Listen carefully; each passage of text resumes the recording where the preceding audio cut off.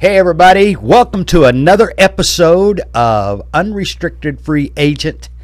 I have the pleasure of being here with a friend of mine that I've known a long time. We were arm wrestling over how many months it was, in addition to 14 years. So my good friend, actually a brother, Anton Chism. Say good morning, Anton. Hey, good morning, everybody. Tell us what you do.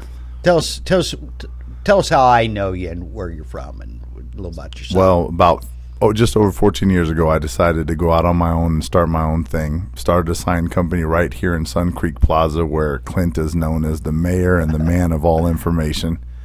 And really just kind of wrapped his arms around me as a young man and said, hey, I can't really give you all the answers, but anything I know I'll share with you, and that's been pretty instrumental to the growth of our business over there. And what's the name of your business? Innovative Signs. Innovative Signs. They do great work, by the way. We have one sign company that's Innovative Signs, and they do quite a few things. Tell us a little bit about what you do. So Innovative, we started off as just a vinyl company, and then it turned into a much broader. We opened in the fourth quarter of '08 to the public and realized that stickers and banners was not going to sustain us through the country's economy. So we branched out into electrical signs and vehicle wraps and business cards and small format, large format printing type stuff and sign consulting, really. So sign consulting. I've been in the back room with you a few times when you're doing it. This guy really knows his stuff. I mean, he's almost speaking like in a foreign language. You know, I recognize the words, but I can't translate them. Yeah, I've been excited. This is the first podcast. This is definitely my first podcast. Yes, you and I've done, and we've known each other for years. We used to do a lot. We've done a lot of stuff together. We've enjoyed a lot of holidays together. Yeah, absolutely. Your family, my family. Breaking bread together, so this is pretty cool from just a personal standpoint. Oh yeah, to have man. you on. You've had me involved in so many things. I mean, the pleasure of working with you to build, construction and do fun stuff, and I mean, hell, even concerts and music venues and stuff, man. So it's been a lot of fun. And every now and then he's been able to provide security for us as well. Every now and then. I'm kind of a little guy, so if you could see the real difference in our.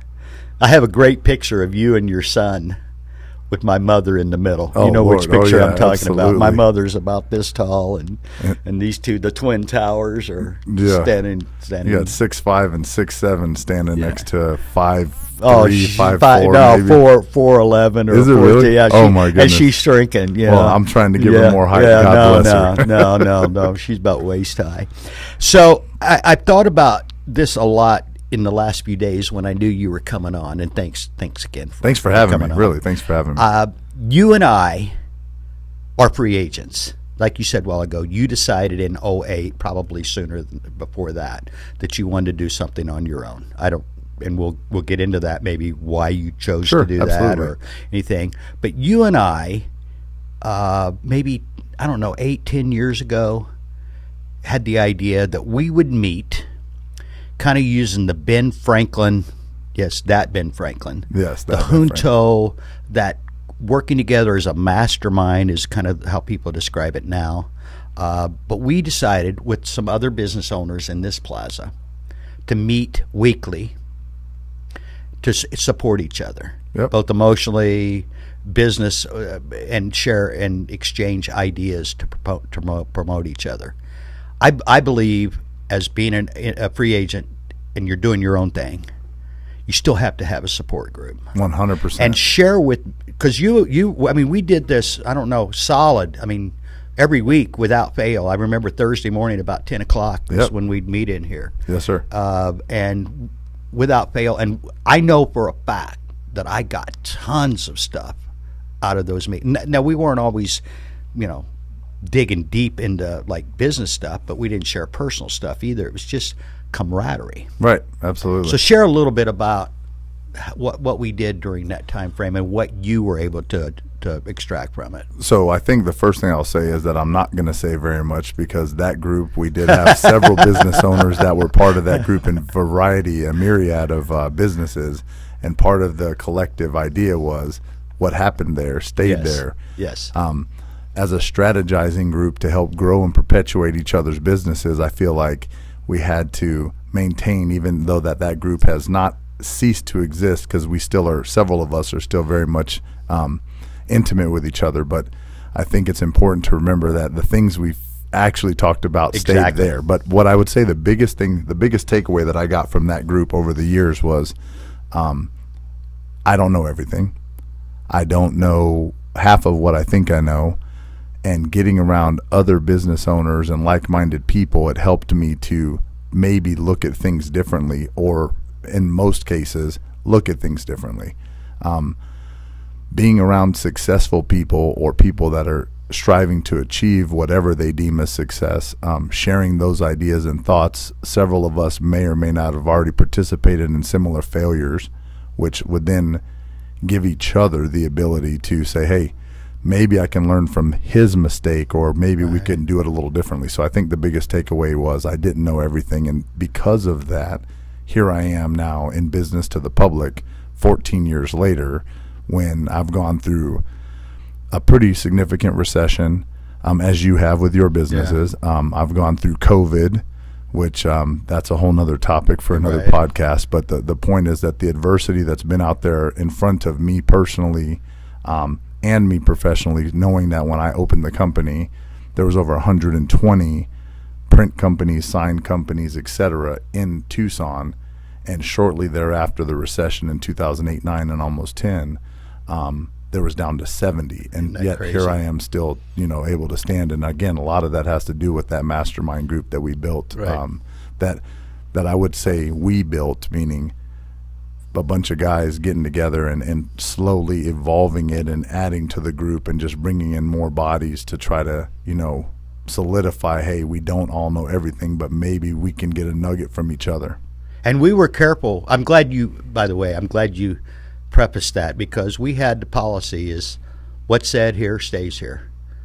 Not that we discussed anything that we wouldn't have discussed with anyone else, but it was just that keep that place sacred, to be able to share whatever you want, good or bad. The other thing that you hit on there was the one thing we did all agree on at all times was you don't know everything. Check your ego at the door. Come in prepared to give more than you take. And I think that's the best way to approach free agency a lot of times. And we use the analogy, in sports all the time about the free agents. But you still have to play on the team. Still got to be a team. There's no I in team. You're still, and I'm going to reference again baseball, you still need the 25 other players on your team, not to mention the staff, the training staff, the people that prepare the fields, the fans. So you might be a free agent in your bidding of your services. But you have to play within the structure. I agree. Let me get to Please do. How my free agency began, because I think it ties directly into the supporting staff that you were just talking about. So very briefly, quickly, I grew up here, Tucson. I've been here since '81. I went to Amphitheater High School, joined the military, got out of the military honorably. Let me make sure that we put that out there. That's you for important. Your service. And then I moved back here and decided to work for a contractor for Comcast. And while that helped me grow as a young man very quickly, my efforts and my own personal opinion were not being valued and or recognized. So I had an opportunity to go to Raytheon, which I did. Unfortunately, the program that I was on was shut down at the time. I went back to Comcast, and they said, hey, thanks, but your seniority you've abandoned it, which I agreed with. And when I came back, the numbers that they presented to me were not sustainable at the life that I had created prior to. So I looked into different entrepreneurial avenues or ventures, and I landed on the one that I'm on.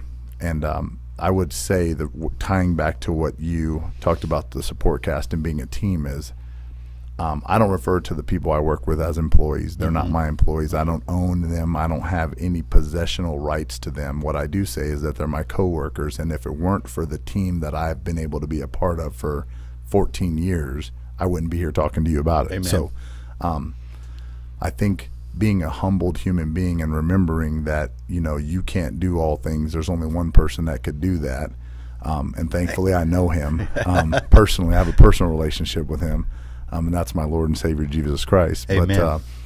But understanding that it is the people that are around you, to include you and the family that Sun Creek has brought into my life. I attribute whatever level of success is deemed by others, not by myself yet. But that's kind of where I am in my life. So, you're right. It's a whole team effort. It's a group effort. It's the people behind the scenes that make stuff run and make stuff work well. They don't get enough credit, and part of the reason why I joined the sole proprietor programs, if you will, is because I felt like my efforts were not being noticed and recognized, and that's important that I share with my team every day. Hey, I appreciate you. Yes. Maybe your check doesn't say it every time, but even a thank you or something as silly as printing out a gold star and handing it to an employee, or buying them lunch, or taking them out for a drink if they have alcohol. I don't personally drink, so I mean, whatever, just to show that camaraderie is there, and that, hey, their support staff, even if I'm called at the top, that I put my pants on one leg at a time, and I don't feel like I'm any better than them. Right. So hopefully that kind of touched a little bit on what you were saying. It's beautiful, because I know your story, and that is a perfect summation of how you got here. I think we all, as free agents, have similar backstories to that. There was a reason that I was probably born an entrepreneur, to be honest about it, just because of people in my team, my family, my mother were so entrepreneurial. It was almost like a birthright, Right.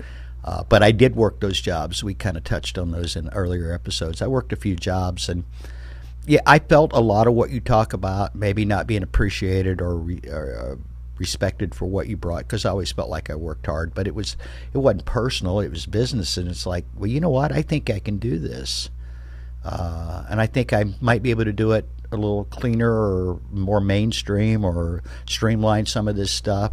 So it was never personal. In fact, I don't even make stuff personal. The only way it can be personal if it's somebody really close to you that upsets you or something, if you think about it, because the rest of the time it's business. You touched on that a minute ago, and I want you to dig into it a little bit further.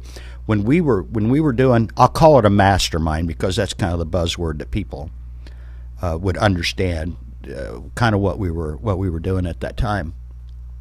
None of us were in the same business at all, and yet the things that we shared in that group always seemed, for me at least, to transfer. The stuff that you were dealing with, the stuff that some of the other people were dealing with. And we were all peers in that respect. We were all kind of the ones that made the final decision on things. And if you would speak on that a little bit. But I know personally I picked up tons of things from people that would be in businesses that you wouldn't think, well, how could the things he's doing relate to what these people are doing? Sure. And yet it actually worked probably every time we met. I picked up like, oh my gosh, I never really looked at it from that angle. I want to digress, but not really. So I want to be very clear that the group that we're speaking of, for those of you that are going to have an opportunity to listen to this, we're calling it a mastermind group because that's what it was. It was a master of minds. We were the masters. We were the be-all, end-alls decision makers, not like networking groups. So let's make sure that we're very clear. This wasn't for saying names. This wasn't a chamber. This wasn't nobody passed out business cards or looked for referrals. And more importantly, there were nobody that was coming out soliciting it.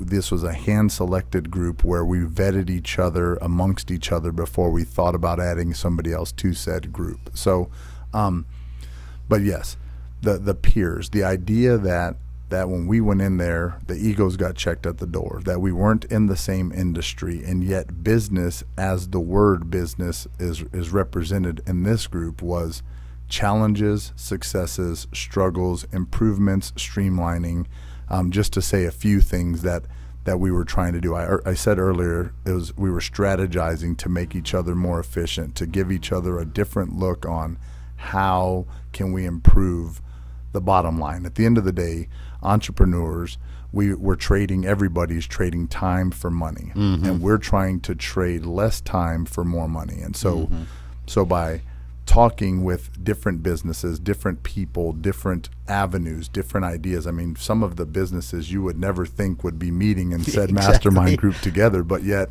at the end of the day, we all took something away. Yeah. We all were positive givers to each other. I hope that maybe even touched on, because I feel like part of the group itself that we were, had the pleasure of being part of, I think the biggest thing is it wasn't just a hangout session. I mean, it was very focused on how can we make each other's businesses more profitable. We respected each other's time. Absolutely. Because we were all carving out the same, and the cool thing is everybody in that group still, people have moved on. People have changed careers and done other things, but everybody, I speak to everybody that was in that group on a fairly regular occasion, which is kind of cool.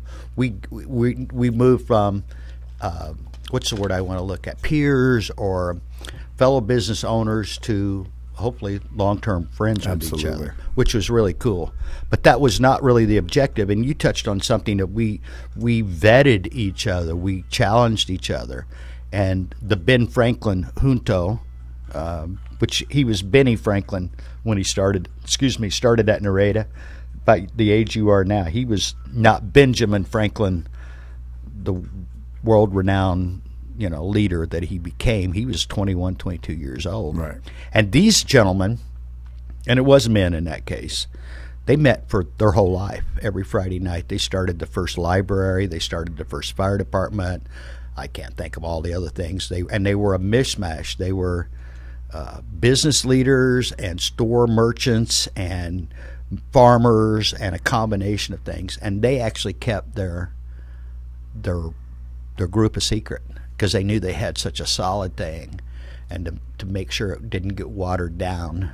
Right. They didn't look to grow beyond that initial 10, 12 people that were in it. So anybody that's interested to look at a little deeper into something that I think is, we've used the word mastermind now. That's kind of the buzzword over the last 50, 75. Maybe Napoleon Hill, Think and Grow Rich, I think kind of started using mastermind. But it's you have to have that group.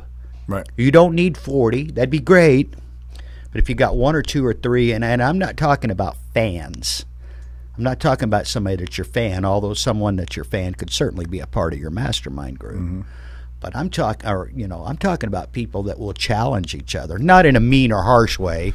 I don't mean going all Earl Weaver. Anybody that's old school baseball know what I'm talking about. I don't mean going that, but hold each other accountable. And active participation. Yes. That's the biggest part. We talk about that a lot at OBCN, the church that we all are a part of, and it is small groups hold each other accountable. Someone to lean on if you need a hand, obviously, but it's also the accountability factor of, hey, what'd you accomplish this week?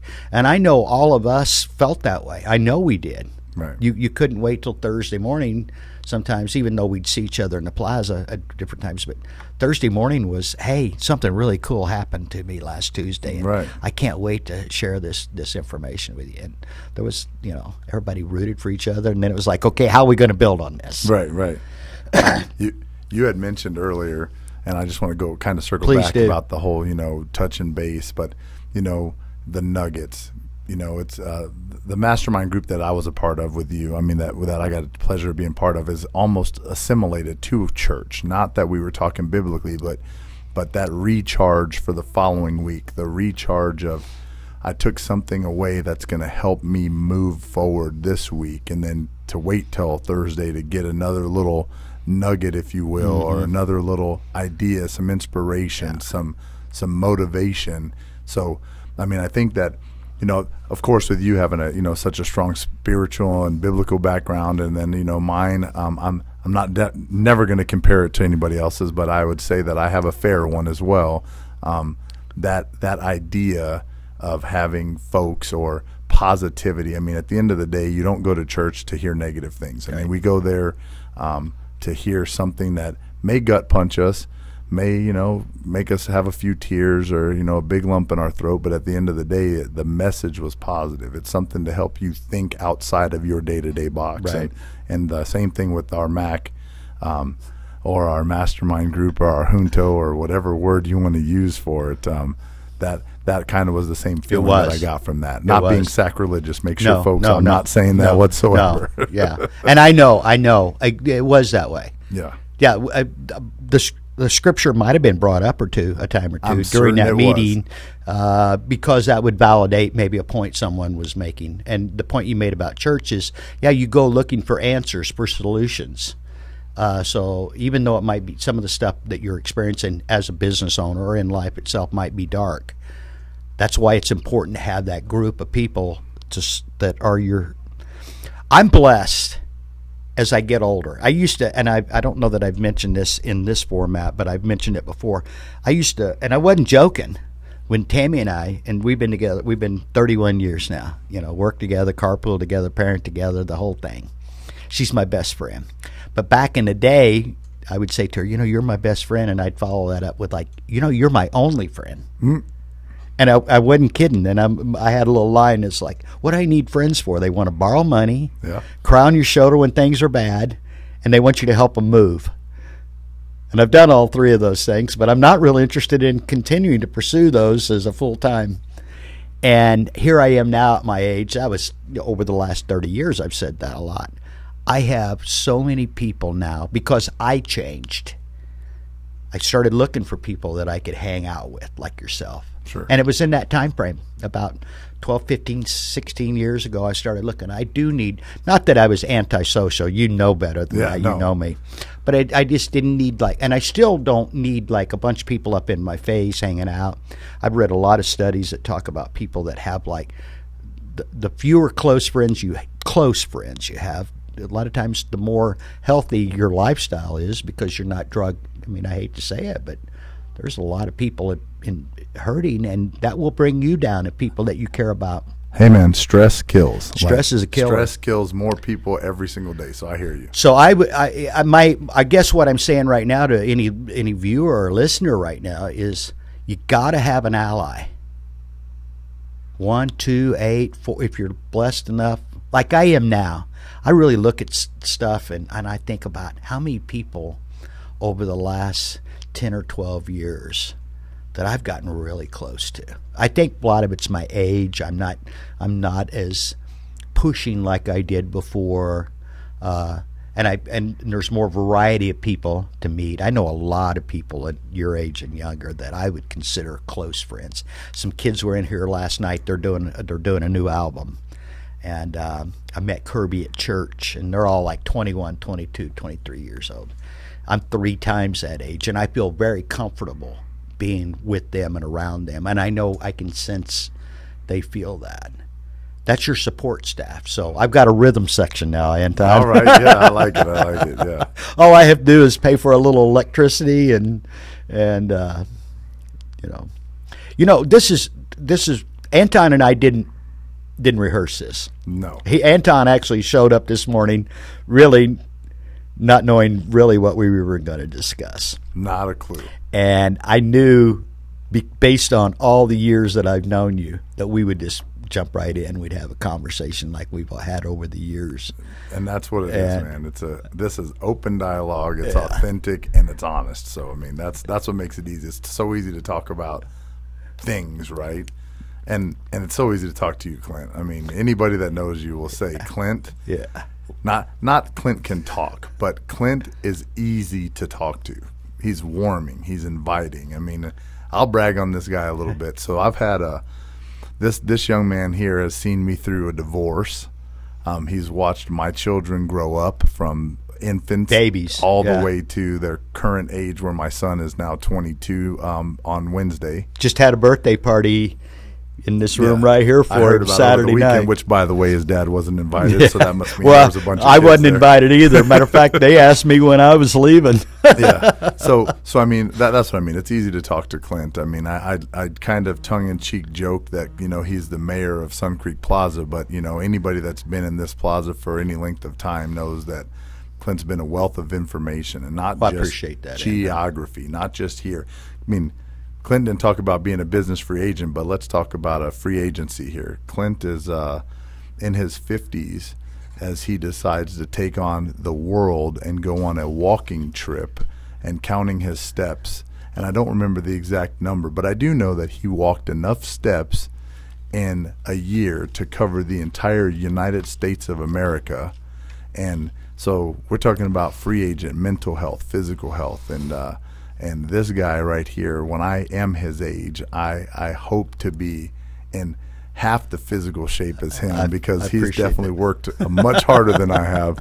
But I also hope to, you know, to be able to be an influence in people's lives, because without saying age is a factor, I am younger than Clint. I am oldest than his oldest, but I look up to him as a father figure, as he also told me, and you said earlier, he's a brother. So, I mean, he's got a lot of roles in my life, and he's held up to every single one of them. So I really appreciate that, Clint. I appreciate that. I remember once, and just to correct something, I was 60. Oh, when I started that. Excuse me, I apologize. 50. I want to get that straight. I said in your 50s, yeah, so I apologize. It's the year I turned 60 is when I decided to do it. So hey, you know, I remember a conversation you and I had, because again, I've known him since he was in his late 20s. Yeah, that's a fact, by the way. That's a correct age. Yeah, and I remember, and we've had this wonderful conversations over the years, some kind of spirited and all kinds. And I remember one time we were doing, and this is not in the last 2 or 3 years, I said, hey, Anton, I hollered across the parking lot at you, said, hey, I'm going to quit treating you like a friend, a brother, a fellow business owner, and I'm going to start treating you like you're one of my children now. Yeah, I remember that. This is it. Today is the day. We're going to change to another level here. Right. And you know what? You know what you said? You know what you said? I remember it again. It really touched me. Okay. I'm going to let you remind me, but I think I remember exactly what I said. I'd really appreciate that, Clint. And I'm like, okay, I'm telling you, our relationship changes today. Yeah. I don't remember. There was something going on, and I'm like, I'm going to just treat this guy like one of my own kids here from now on. Yeah. Not that I didn't in the beginning. No, I'm telling you, man, you've been very, very helpful. Influence. I mean, you've been a huge influence in my recent adult life. I would definitely say that. You know. Well, you've affected me, Anton.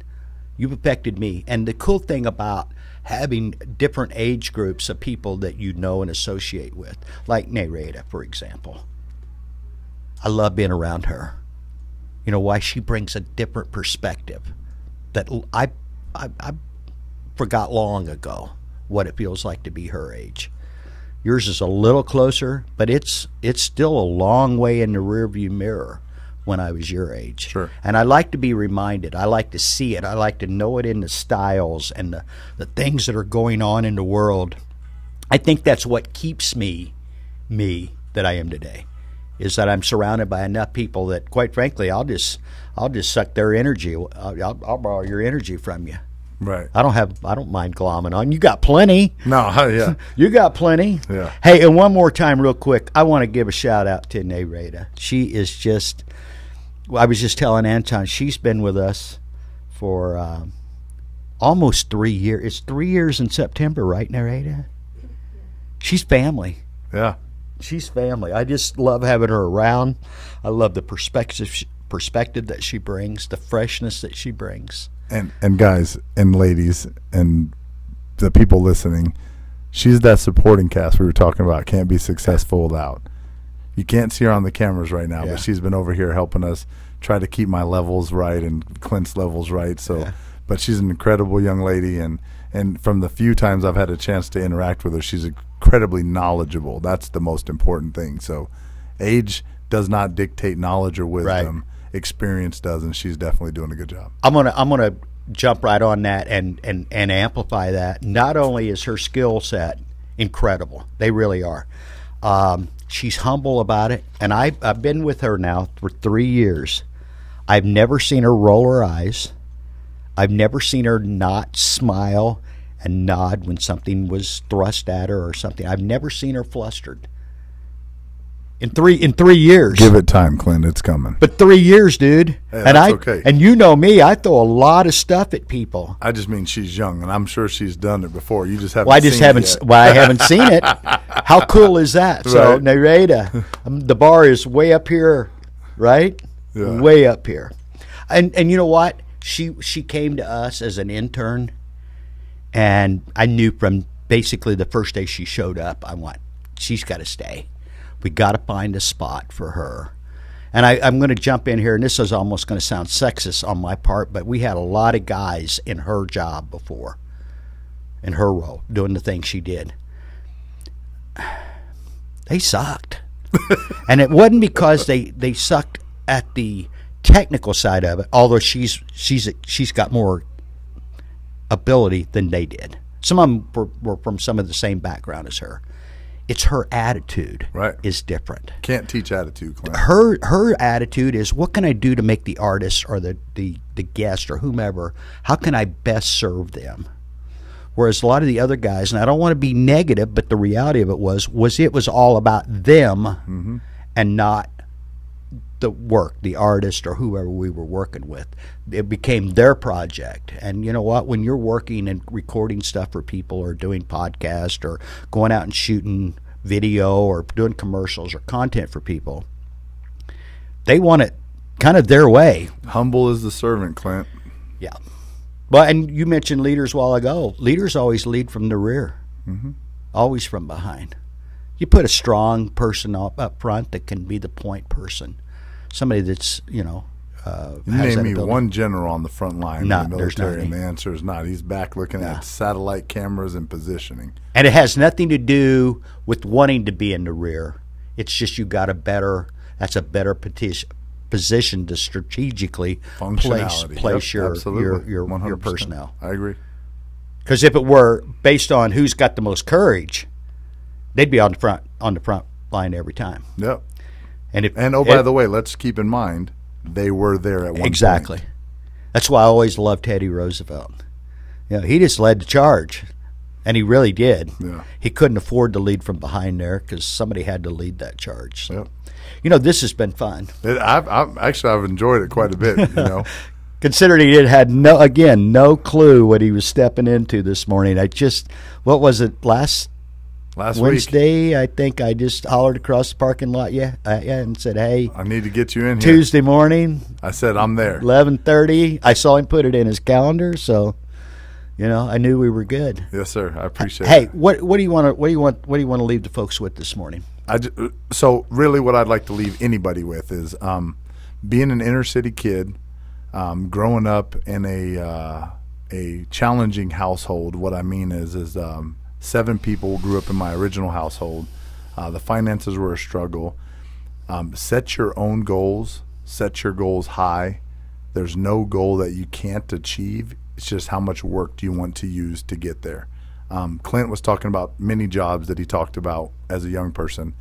And I can remember being a very young person on the east side of Tucson, mowing rocks or yards, since there's really no grass here in Tucson, and washing people's cars just to save enough money to get a new inner tube from a bicycle. So stories like that. I've always been looking for a way to make money, and I've preferred to stay on the legal path of making money, which is also very important to whoever's listening. And then as I grew, to get around people that were either on the same path, more successful than I have been. And again, success is not a measure of money. No. Success to me is a measure of health, information, knowledge, wisdom. Of course, there's a financial component, but I know many multimillionaires that still go to work every single day, and I know some that don't go to work every day. And eventually, I want to be the guy that doesn't have to go to work. If I would like to, that's a different thing. So the biggest takeaway I'd like anybody as a free agent to just remember that you control your own dreams and destiny, and anybody that tells you otherwise is not doing you a service. You need to get around somebody that's empowering you or encouraging you, not and challenging you, not somebody who's going to tell you why you can't do that. There's always a way. It's just you've got to be willing to put in the work. Boom.